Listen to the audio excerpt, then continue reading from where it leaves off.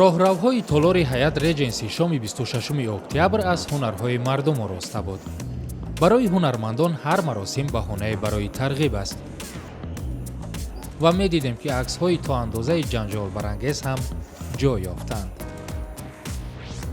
ин тасвирҳои маърифат ҳангомаи сари муаллиф рехтанд ва боиси баҳсҳои тунд шуданд. ҳоло дар ин гӯша чашмҳое аз онҳо ба сӯи мо менигаристанд ки тақдири як занро аз мунҷалоби фишорҳо нақл мекард. ҳеҷ монеае барои тамошои ин нигоҳҳо вуҷуд надошт. ин баёнгари он буда ки маҳфиле ба арҷи арзишҳои фарҳангӣ дар остонаи баргузор шудан аст ва тамошоҳоеро умедворанд ки ба маротиб аз тундгӯӣ дуранд.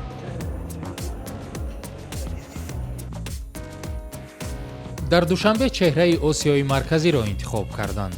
масъулин гуфтанд ин гуна маросимҳоро ба хотири тарвиҷу тарғиби фарҳанги миллӣ мекунанд.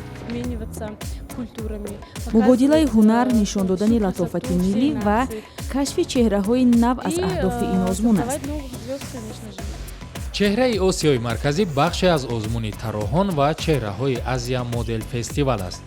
ин озмун дар кореяи ҷанубӣ баргузор мешавад. дар ин фестивал 25 кишвари осиё иштирок мекунанд.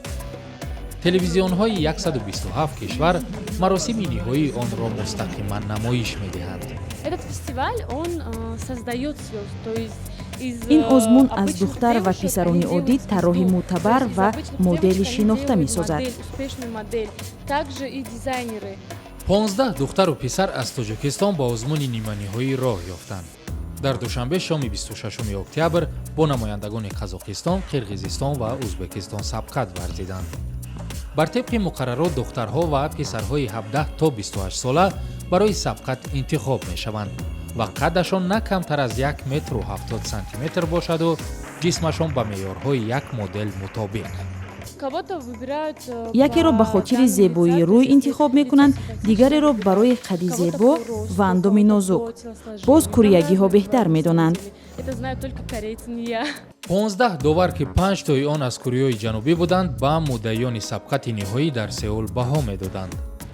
ба барнамудани либосҳои тароҳони кореёгӣ як шарти дигари озмун буд, аммо асарҳои тароҳони тоҷик низ дар саҳна ҷилва доданд.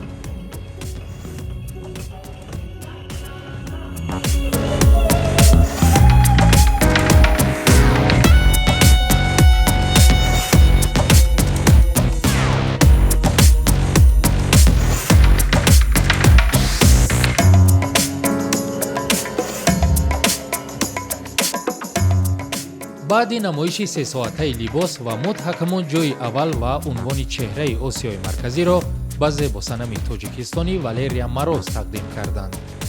ҷойҳои дуюм ва сеюмро моделҳо аз Қирғизистон соҳиб шуданд.